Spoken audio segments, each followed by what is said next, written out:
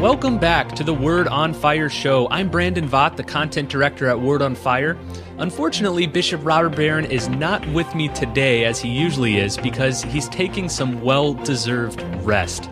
Bishop Barron just wrapped up a few weeks of grueling travel and a schedule of events jam-packed with things almost every day. And so he's taking a little bit of a break. He'll be back with us next week for a new episode of the Word on Fire show. But we didn't want to leave you hanging, so today we decided to share with you a talk that Bishop Barron recently gave on capitalism and Catholic social teaching. He gave the talk at the 2016 Conference on Business and Ethics, which was hosted by the Orange Catholic Foundation out in Orange County, California. The talk offers a fairly brief survey of Catholic social teaching, including some of its major documents and teachers. And it also bears on many economic questions people are wondering about today, such as what does the church teach about capitalism or socialism? How does the Catholic Church teach us to engage in business and our day-to-day work lives? So sit back and enjoy this great talk from Bishop Barron. And again, we'll see you next week for another interview segment of the Word on Fire show.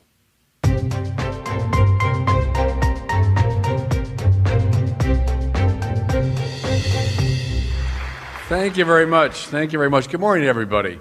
It's truly delightful to be here. Bishop Van reminded me I was invited 2 years ago. I think the first invitation came through. Never in my wildest dreams did I think when I had arrived for the talk I'd be the auxiliary bishop of Los Angeles. So God does work in strange ways. I've told some people that adjusting to the weather has been one of the bigger things for me, and I mean it theologically because, see, in Chicago we have these horrific winters, and that's how you pay for summer, right? You slog through the winter, and then you merit, you deserve summer. And here it's just strange. I live out in Santa Barbara, not a bad place to land, and it's always summer, and there's no need to deserve it. It's like pure grace. So I've had to undergo a theological adjustment coming out here. What a delight to hear about the honorees tonight, by the way, and to hear from two of the honorees. I've been a great admirer of Father Spitzer's for a long time, and then to hear the other stories was really delightful and very much congruent with the remarks I'm going to make. I realize everybody, it's already been a long morning. You've heard a lot of speakers. So I'm going to try to cut through this in somewhat short compass and leave out a fair amount, because I know you've had a workout already this morning. What I want to talk about is Catholic social teaching, especially in reference to capitalism. So this conference on business and ethics, it's a topic we talk about a lot. We often do so in very abstract ways. And I want to use the church's social teaching to help us think through what it means to be an ethically and spiritually upright practitioner of the capitalist system. Pope Francis made a lot of remarks in recent years that have caused people to wonder what are his views on the market economy and so on. He himself said in response, what I'm saying is in line with Catholic social teaching. So I want to look at our economic system in terms of what the church has taught now over the past 100 years or so. Here's an opening remark from John Paul II. John Paul II said that essential to the new evangelization is a sharing of the Catholic social teaching tradition. That's dead right, it seems to me.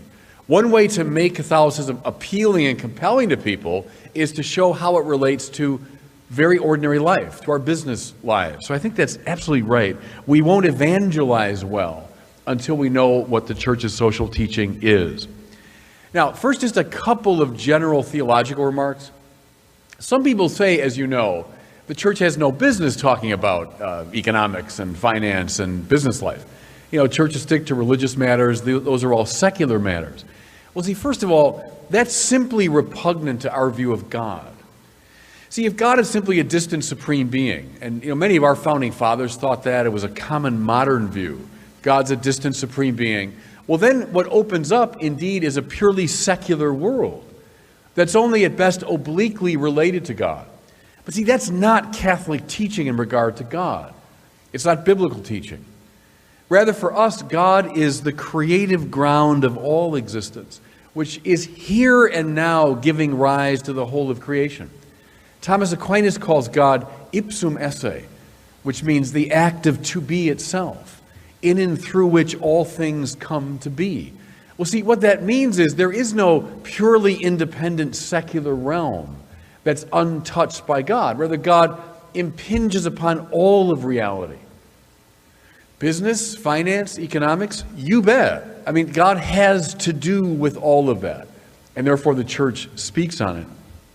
Here's a second overall reflection. Go to the very end of the Bible, everybody, the book of Revelation, and you'll see the descent of the New Jerusalem. Remember that John, the visionary, sees the New Jerusalem descending, the great and holy city, which is the terminus ad quem of the whole biblical revelation. What we're heading toward is the heavenly Jerusalem. Well, what marks it is the lack of a temple. It's a very curious thing, isn't it? Because that's why people went to the earthly Jerusalem, wasn't it? They went to go to the temple. So how come in the heavenly Jerusalem there's no temple? The answer is because the whole city has become a temple. Does that make sense? Think of a city, from sports to government to economics to finance to business to play to work. All that goes on in a city has now become a place of right praise, has become a place where, to use our phrase from today, everybody does the right thing. Everybody is turned to God's purposes. Well, that's the goal of the whole of biblical revelation, to sanctify every aspect of life. Now go to Vatican II, and I think everybody's still a largely unrealized and unappreciated teaching of Vatican II is the role of the laity is to sanctify the world. Once the priests have sanctified you through the sacraments and through the Mass and Eucharist especially, now, what? Go. Go in peace to sanctify the world. It'll be a topic for another talk, but after Vatican II, I think we largely dropped the ball on that idea. The church is there to sanctify you, that you might sanctify the world. Now, there's the building up of the kingdom of God. There is the realization of the heavenly Jerusalem. Now, all those remarks are meant to refute the claim that the church has no business talking about economics and finance and business. Yes, indeed, it does. Okay, so let's look very quickly at the tradition of Catholic social teaching. And I want to really end with a lot of John Paul II's reflections on it. So probably a lot of you know the general background. Beginning in 1891, Pope Leo XIII, one of the really great popes in church history, writes an encyclical letter called Rerum Novarum, Latin for about the new things. Well, the new things were the economic and political realities of that time, end of the 19th, and then let's say going into the beginning of the 20th century. What were the new things? Well, it was a largely unbridled, unregulated, undisciplined capitalism that was producing such a crisis in Europe and the West that it gave rise to socialist and communist reactions. And this was causing, as you well know, a lot of upheaval in Europe and indeed in our country. I mean, think of that period, early 20th century, when a lot of socialist and communist movements were getting a lot of traction in America. Think of the milieu out of which the young Dorothy Day came, for example. So these are the new things that Leo is reflecting on. What does he give us? Well, he gives us the fountainhead now of the Catholic social teaching tradition, which is a very clear judgment against socialist options and a sort of mitigated and carefully nuanced affirmation of what the church tends to call the market economy. It doesn't like the word capitalism, by the way, probably because it's been so politicized. Let me just say that again. It's the church's clear option against socialist approaches and a nuanced, morally refined endorsement of the market economy. You know, and that's why I agree with Father Sirico, the founder of the Acton Institute, who says often Catholic social teaching is characterized as a third way. You know, there's socialism, there's capitalism, then there's this third way. But that's not really right, it seems to me. It's a clear option against the socialist and a nuanced, careful endorsement of the market economy. 40 years later, so in 1931, a text comes out from Pius XI called Quadragesimo Anno, Latin for on the 40th year, so 40 years after Rerum Novarum. And in that wonderful text, he articulates the great principle of subsidiarity. You know, it simply means it's best always to adjudicate economic and political matters at the most local level first. And only when they can't be adjudicated there should one move to the next highest level. So that principle runs through much of Catholic social teaching, a prejudice in favor of the local solution. I'll give you an example of someone who didn't get this. Many years ago when I was teaching at Mundelein Seminary, the students were complaining about the liturgy, Kel Surprise. I mean, the students always complain about the liturgy. And one of the guys wrote 2 letters. He wrote one to Cardinal Ratzinger at the time, and a second letter he wrote to Mother Teresa, complaining about the liturgy. Well, Ratzinger never wrote back, but Mother Teresa did. And she wrote back and said, I think you should take it up with the rector. So she got it. I mean, she got the principle of subsidiarity, and he didn't. Go a little bit forward now. 1958, Pope John the 23rd publishes a text called Mater et Magistra, another text called Pacem in Terris, both beautiful, well worth reading even now. Paul VI, 1967, writes a text called Populorum Progressio, probably the most left-leaning of all the church social teaching documents. What becomes clear, especially in these, is the second master principle. If subsidiarity is one, the second master principle is solidarity. We're in this together. Whatever you say about business, economics, and finance, we're in this together. We're a communio. We're not just a vague collection of individuals drawn together by a social contract, but we are metaphysically, if you will, connected to each other. And so those 2 poles set the tone for much of Catholic social teaching. Subsidiarity, which you might say is a more conservative principle, and then solidarity, you might say a more liberal principle. Fine, call them whatever you want. They're both Catholic principles, and you see them emerging in these documents. John Paul II, and I'll say a little more about this as I go, writes a number of significant letters. Laborem Exercens from 1981, mind you, on the 90th anniversary of Rerum Novarum.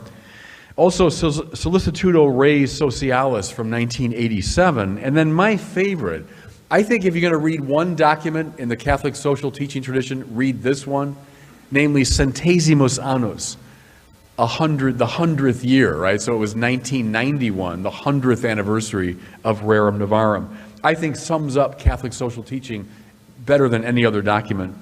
Of course, Benedict XVI, too, writes a document called Caritas in Veritate. And then Pope Francis now has chimed in with the Laudato Si, which brings a whole new dimension. I probably won't have time to get into that. Okay, so that's a little overview of how the popes have articulated the Catholic social teaching tradition, subsidiarity, solidarity as basic principles. Okay, let's take a look now. I'll do this very simply. Capitalism, the market economy. What are the positive dimensions of it? How must it be cautioned or circumscribed? So first we'll look at the positive dimensions according to the popes. From the beginning, from Leo XIII on, and it's ratified by every single pope that came after him, the Church affirms the most central element of a market economy, namely private property. The Church is pro-private property. Now remember, back to Leo's time, 1891, there were a lot of people saying that private property is the whole problem. Remember the famous line, property is theft, from the Marxist tradition. Well, the popes say no to that very clearly. They affirm private property. Here are some of the arguments. The first one, the legitimacy of private property is grounded in the dignity and freedom of the individual. See, the Church hates the view that we simply become either cogs in the economic machine or simply elements within the movement of history. It hates reducing individuals to some element within a larger whole. No. Each individual made in the image and likeness of God is imbued with dignity and freedom. And private property, if you want, is the economic implication of that freedom and that dignity. Some are probably readers of National Review. Go back to William F. Buckley, the founder. Buckley talked about individualism as the principle. And he was very clear he didn't mean sort of modern individualism. What he meant was this Catholic idea that the individual matters in his or her freedom and dignity. So there's the first reason for private property. Second reason is borrowed actually from John Locke, one of the sort of founding political figures in our country. Locke said that by our very effort and work and energy, we mix ourselves with the goods of the world and we make them propre to us, right? Our own property. By our own efforts, which should be applauded. By mixing our energy with the world, we make it legitimately our own. So the popes affirm that as well. Here's a third argument for private property I find really interesting and important. Private property allows for a greater diffusion of power throughout the society. Catholic social teaching doesn't like the hyper-concentration of power in the hands of a few. Whether you say the few is the state, or you say certain oligarchic arrangements, the church doesn't want power hyper-concentrated in the hands of the few. Rather, it wants to diffuse it throughout the society. And see, private property gives everybody the right to have access to the goods of the economic system. Spreading power widely abroad is a good way to keep tyrannies from developing. Now read people like Chesterton and J.R.R. Tolkien, right? Usually considered very conservative figures, indeed they are in many ways, but Chesterton's economic system he called distributism. What does that mean? It means distributing the goods of society, not, mind you, in a socialistic way, not in an imposed, state-sponsored way, but allowing for the greater distribution of value and ownership throughout the society. It's a good sort of check and balance. Some are old enough in this room to remember I was a 13-year-old when I was watching the Watergate hearings. Remember back in 1973, I was 13. And my father trying to explain to me what was going on in our country. But I remember an exchange between one of the Watergate hearings figures, the senator, and one of the Watergate defendants. And the senator said, well, there's an old principle of English common law that every man in his own house is king. And the Watergate defendant said, well, that's pretty outmoded, Senator. And the senator said, I think it's still pretty good law. Well, see, what that principle means is wonderful. That yes, indeed, in your own house, you're the king. That means power has been distributed widely throughout the society. It's a bulwark against forms of tyranny. So that's an argument for private property, says Pope Leo XIII. Here's the last one. I like it because it's very practical. Here's how Leo XIII articulates it.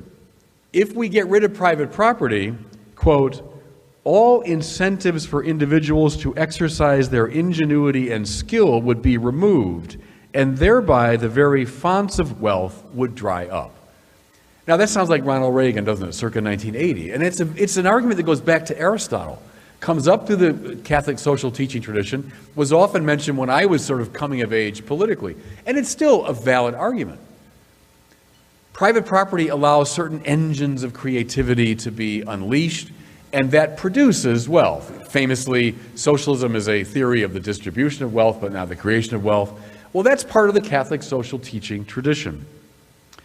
If I can quote Father Sirico again, he said, you want to get this point, ask yourself this question. Where would you rather go to the bathroom? In a private restroom or a public restroom? And that will tell you a lot about this principle. Okay, here's a second now major feature of the market economy that the church likes, that it endorses. And we heard a lot about it today, and we've seen it in action, which is great, namely entrepreneurship. The church likes the entrepreneurial spirit. And nobody articulates it better than John Paul II, probably because of the personalism of his philosophy. That's the philosophy he was trained in. Listen now to John Paul about entrepreneurship. The entrepreneur, his intelligence enables him to discover the earth's productive potential and the many different ways in which human needs can be satisfied. It is his disciplined work in close collaboration with others that makes possible the creation of ever more extensive working communities. We saw a good example this morning. The entrepreneurial spirit. Creative, visionary, courageous, energetic, risk-taking. I mean, all of that is a healthy element within a political economy. If you get rid of that, you get rid of the engine that creates wealth. And so the church approves of it. Here's where someone like Michael Novak comes in. I'm sure some of you know his writings, where Novak has argued now for about 30 years that a market economy requires all kinds of moral discipline. Novak's argument, there are exceptions obviously, but in the long run, a bad person will make a bad capitalist, right? A morally bad person in the long run will not be a successful partaker of the market economy. Well, how come? Novak argues the market economy calls forth a wide variety of virtues. I'm quoting now: diligence, industriousness, prudence in undertaking risks, reliability and fidelity in interpersonal relationships, as well as courage. Quite right, it seems to me. All those moral virtues are called forth by the market economy. Think for a moment of the moral discipline involved in the signing of a contract. I know the point you were making about contracts, but you know, the contracts sort of are the rock foundation of much of the market economy. But think of the moral discipline involved in writing and fulfilling a contract. A bad person in the long run will not fulfill contracts and will not therefore be an effective capitalist. Here's a third thing now that the church approves of in the market economy: profits. Profit. It might strike you as surprising given the strong biblical railing against the rich and so on. And I'll get to that in the second part of my little presentation. But the church likes profits. How come? John Paul II again says, profits are a concrete indication that a business is functioning well, that productive factors have been properly employed, and that some human need is being successfully met. You see, those are all good things, and the turning of a profit is the best possible way to gauge whether all that is in fact the case.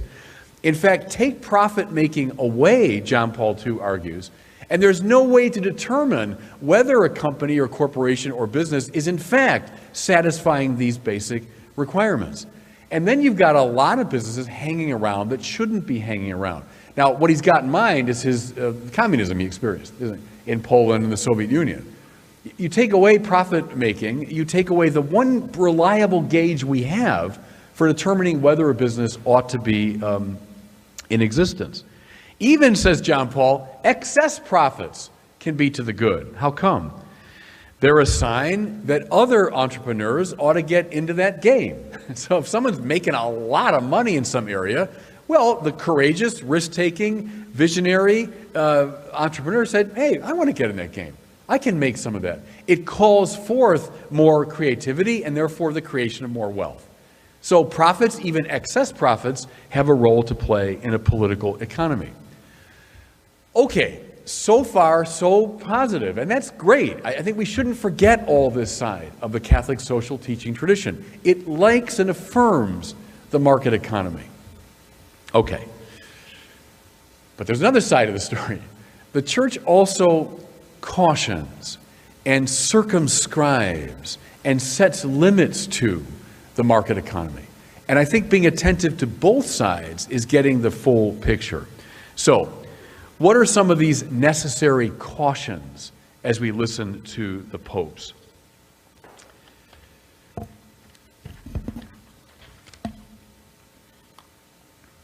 Well, following Thomas Aquinas, my great hero, who affirmed private property. Yes, indeed, he did. And for many of the reasons the popes cite, Thomas Aquinas affirms it. At the same time, Thomas distinguishes between the ownership of private property and the use of private property. Ownership, yes. But then there is the use of private property. Now, what does he mean? He says, when it comes to the use of what we legitimately own, we must always keep the common good in the forefront of our minds. Let me say it again. Yes, we have a right to private property, but in regard to the use of private property, the common good, not my own good, should always be uppermost in my mind. How come? Well, he says, because of the universality of creation, that God made the whole world for everybody, not just for me.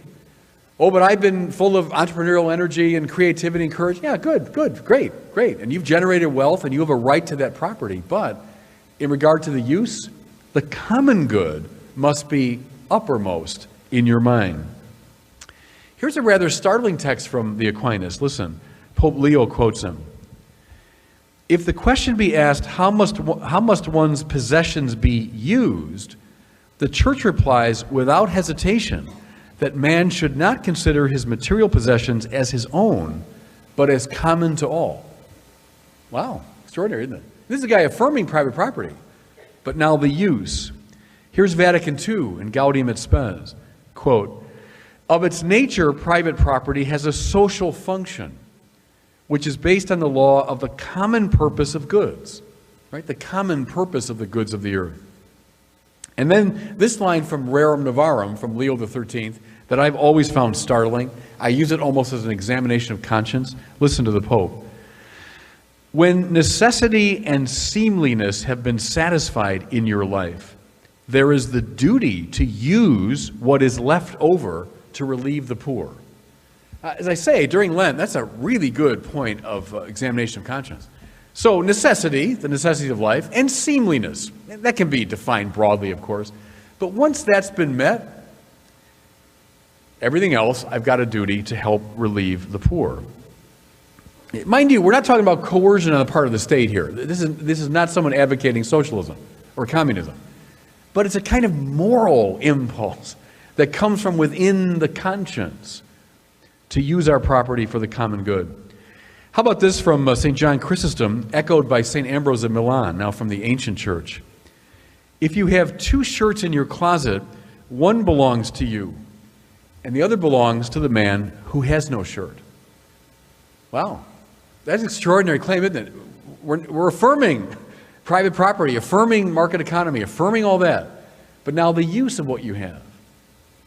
If you have two shirts, one belongs to you, the other to the man who has no shirt. You know, here's the spiritual point, everybody, that governs this whole thing. I like to put it this way. Your life is not about you, right? It's your life. It's, private property, individual rights and dignity, it's your life, but it's not about you. See, your life is now in the context of a far greater spiritual horizon. Your life is about doing God's purposes. So here's the right question for wealthy people. And, look, everybody in this room, including me, we're all wealthy, looking at the whole world. We're all wealthy people here. The question is, why did God allow me to have this wealth? Why do I have this wealth? Not simply, well, how can I use it to satisfy my needs, but rather, why did God allow me to have the wealth that He's allowed me to have? See, your life is not about you. Second caution now. Again, without gainsaying for a second the legitimacy of the market economy and entrepreneurial freedom, the Church is very willing to speak of the state's legitimate intervention within the economy. Now, why? To control it? No. We used the image of the referee earlier. Think about, you're watching kids play basketball. What's a good referee? Is someone that intervenes quickly, decisively, and then backs out of the game, right? Let the game go. A referee that's fussing over every single call, calling every single possible, the game breaks down, right? It gets hyper-controlled. So the popes tend to say, the state can and should intervene at times, but in the manner of a referee, whose purpose is to restore the balance and energy of the market. Not to destroy it or supplant it, but to restore it to its proper dynamism. When should it intervene? Well, when people are denied fundamental things they need to get into the market, namely education, crushing debt, insufficient wages, lack of elementary social services, especially unemployment insurance. So the popes mention all these things, but again, what's the point? Not to undermine the market, but to give you the capacity now to enter with dynamism and creativity into the market. It's a state intervention to discipline and enliven the market. That's how they see it. Just a couple more points, and I promise I'll bring it to a close. Thirdly, and most importantly, I would say, the market has to be situated, the popes say, within the context of a wider culture of life. It's not just on its own. Let the market go any way it wants to go. No. It must be situated within the context of a culture of life. What does that mean? Well, they love democratic political systems, the popes. They like a system of checks and balances. They like a tripartite governmental system like ours. They affirm that. That should be a legal context for the market. More to it, this political system, along with the economic system, has to be in the context of certain moral values that are not themselves subject to the ups and downs of the market, subject to the ups and downs of changing political opinion, but are themselves firm and absolute.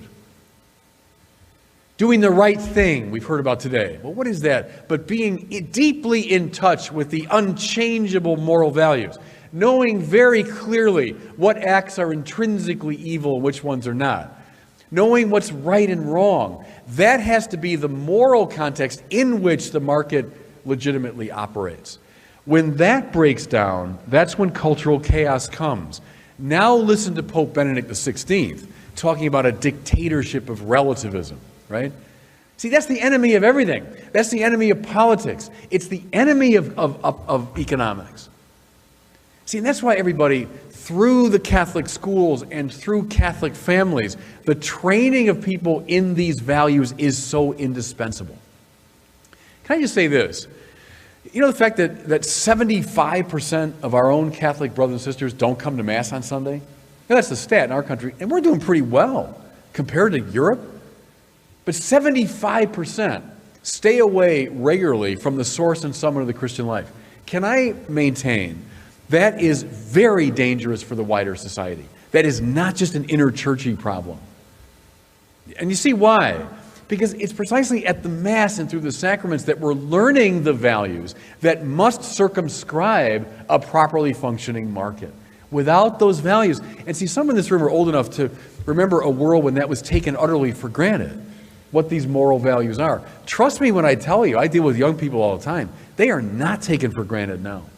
And that's why I would tremble precisely for the political system and precisely for the economic system when these values aren't being clearly communicated. That's why, again, Catholic schools, Catholic families are so indispensable. Why John Paul II, over and over again, placed such a stress on the family. And why right now we're moving through those two synods on the family. We're waiting Pope Francis' statement on the family.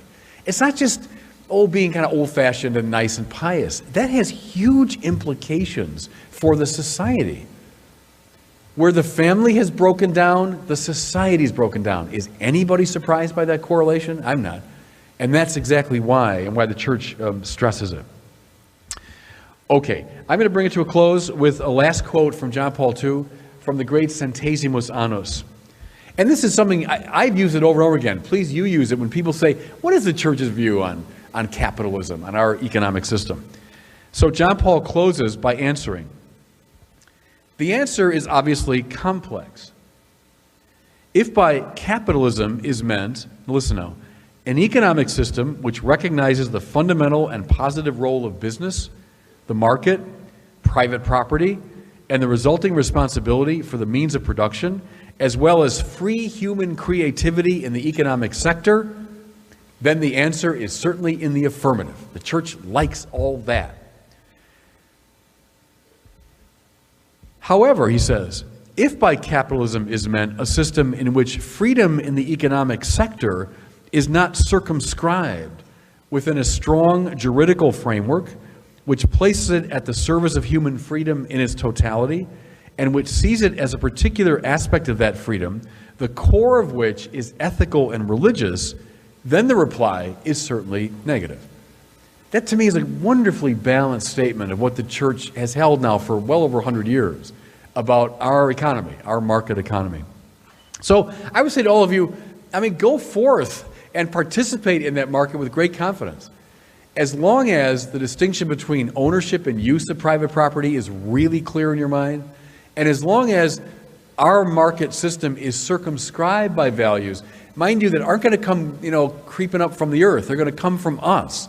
They're going to come from our teaching As long as that's in place, then I'd say you're in a very ethically and spiritually and morally positive ground. And my last word to you is Vatican II again. Go back to Vatican II. The church is like Noah's Ark. That's an ancient image, like Noah's Ark. It's a place of refuge amidst all the storms of the world, where a microcosm of God's good order is preserved, right? But the point is not to stay on Noah's Ark. The minute the ark comes to rest, what does Noah do? But he opens the windows and opens the doors, and he says, go out, and now bring life to the earth. See, that's you. That's you. The Noah's Ark is the great sacramental and Eucharistic life of the church. Terrific. Where life is preserved, where we learn the great values. But now, go. We open the doors, open the windows, go out, and in the spirit of the liturgy, sanctify the world. God bless you all for listening today. Thanks again for listening to the Word on Fire show. Next week, Bishop Robert Barron will be back with us as we discuss the theme of mercy. Bishop Barron recently returned from Rome, where he gave a talk on mercy, and he shared the 4 keys to divine mercy that we can learn from the story of the woman at the well. So that's what we'll be discussing next week. But for now, be sure to visit wordonfireshow.com, where you can listen to past episodes and subscribe so you won't miss future episodes. Thanks again, and we'll see you next week on the Word on Fire show.